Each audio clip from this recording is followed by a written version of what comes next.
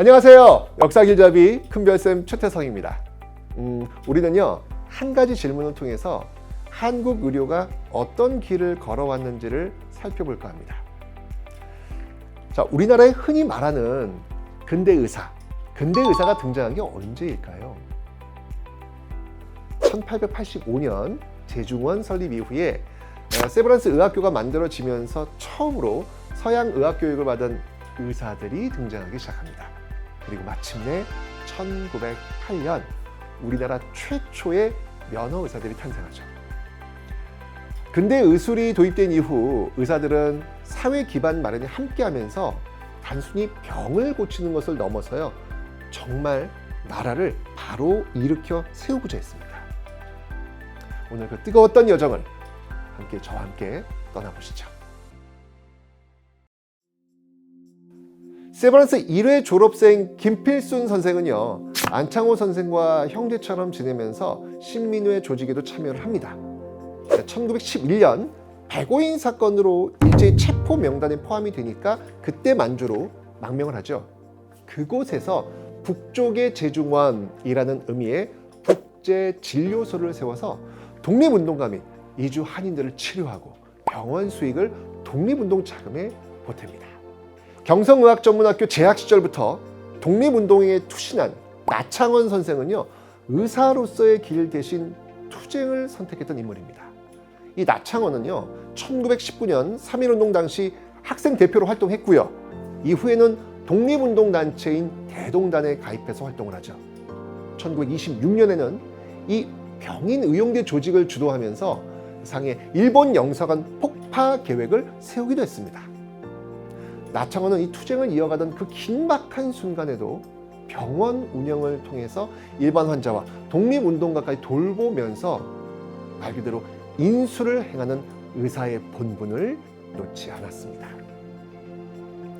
개항기와 일제강점기라는 그 시대적 상황 속에서 한국의 의사들은요, 사람들의 병을 고치는 의사로서 또 나라를 지키기 위한 의사로서 활동을 했던 것이죠. 이런 의사들의 실천은요, 개인의 헌신에만 머무르지 않았습니다. 1908년 의사연구회를 시작으로 해서 1930년에는 항일 결사체로서 조선의사협회가 조직되면서요, 의사들은 전문직 단체로서 사회적 역할을 담당합니다. 하지만 항일 구국운동의 성격을 띠었던 조선의사협회는 일제에 의해서 강제 해산되는 아픔을 겪기도 했죠. 결국 광복 이후에 1947년 건국의사회, 조선의학협회가 통합되면서 조선의학협회가 발족했고요. 정부 수립 이후에는 대한의학협회로 개칭을 합니다. 그리고 1949년 세계의사회에 가입하면서 한 국가의 의사단체로서 인정을 받게 되죠. 이후 1995년 이 대한의학협회는요, 대한의사협회로 명칭을 변경하면서 오늘날까지 이어지고 있는 겁니다. 자, 이제 기틀을 좀 잡아가나 싶었는데 우리에게 또 다른 거대한 시련이 찾아오죠. 바로 1950년 6.25 전쟁이었습니다.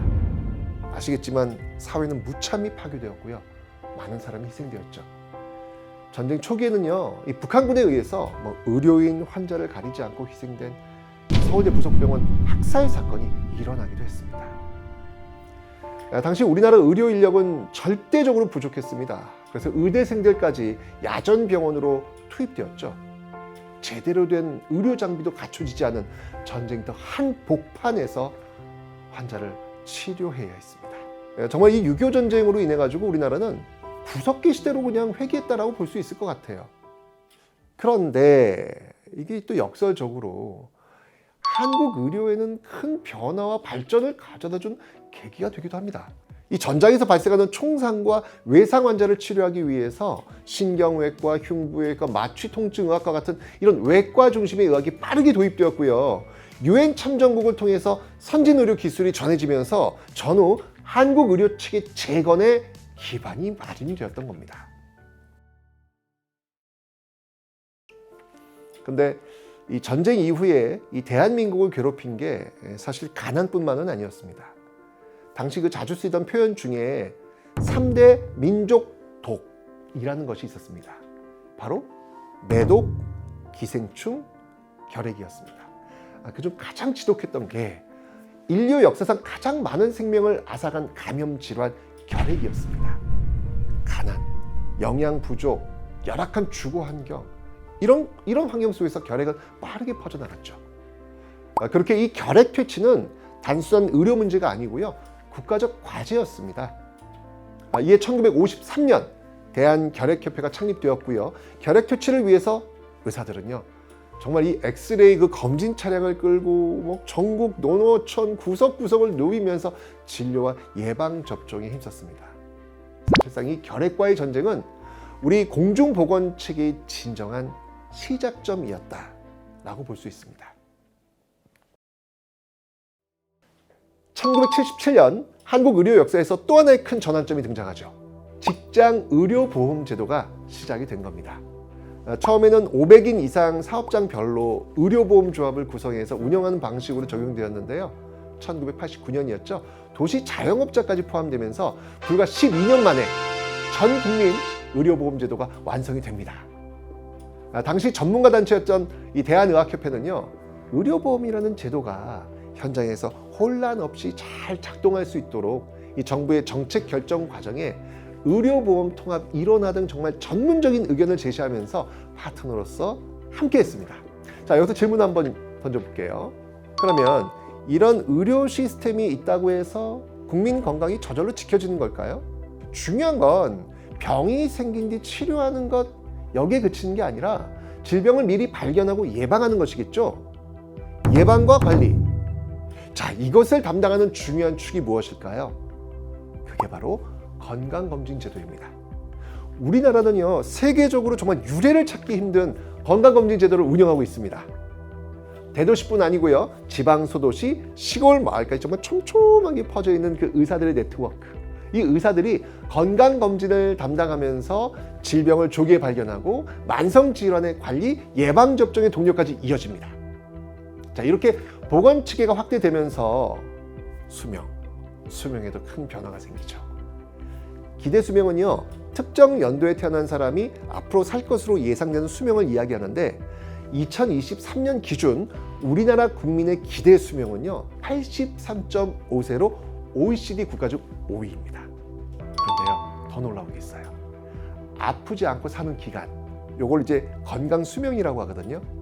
2021년 기준 우리나라의 건강수명은요 72.5세, OECD 국가 중 일본에 이어서 세계 2위를 기록했습니다. 와, 선진국 중에서도 압도적인 수치입니다. 우리나라 그 기대 수명은요 1970년 집계 이후 50년 만에 62.3세에서 83.5세로 50년 만에 21년이나 증가해요.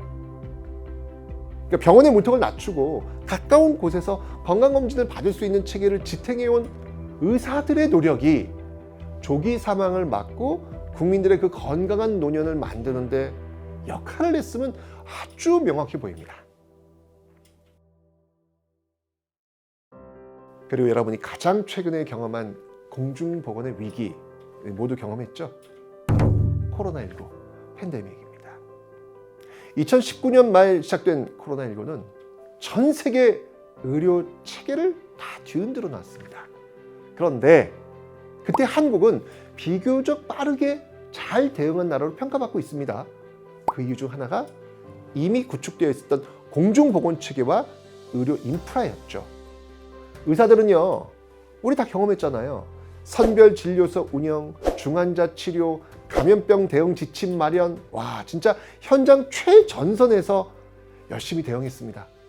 특히 전국적인 PCR 검사 체계, 생활치료센터 운영, 신속한 의료 대응, 이런 것들이 바로 한국이 감염병 대응에서 세계적으로 주목받는 계기가 되었습니다. 결국 코로나19는 한국 의료가 단순한 진료 체계를 넘어서 국가 위기에 대응할 수 있는 핵심 축임을 다시 한번 증거한 사건이었습니다. 여러분들, 한국 의료의 역사를 제가 한번 나열해 드렸는데 공통점이 보이지 않으세요? 네, 맞습니다. 이 역사 속 그 위기의 현장에 의사들이 늘 함께 있었다는 점입니다. 일제강점기에는 독립운동으로 민족의 생명을 지키기도 했고요. 6.25 전쟁이 일어났을 땐 전장에서 부상자와 환자를 돌봤고요. 결핵이 만연하던 시기부터 코로나19 팬데믹에 이르기까지 감염병의 위협으로부터 국민의 건강을 지키기 위해서 정말 최전선에 서 있었습니다. 결국 우리 의료의 역사는 단순한 기술의 기록이 아니라 정말 우리 근현대사를 관통해온 헌신과 연대의 기록입니다. 역사는 우리에게 묻습니다. 당신은 오늘 당신의 자리에서 어떤 역사를 쓰고 있습니까?